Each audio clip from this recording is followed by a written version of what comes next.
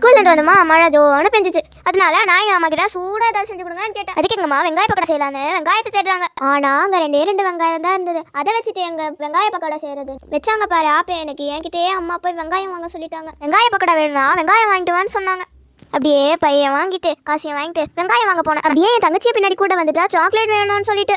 நான் அவளை விட்டுட்டு ஓடிட்டேன். அதனால அவன் என்னை துரத்துட்டே பின்னாடி ஓடி வந்தா. வெங்காயத்தை பொடி பொடியாக நறுக்கி அது கூட உப்பை போட்டு நல்லா பிசைஞ்சிடணும்.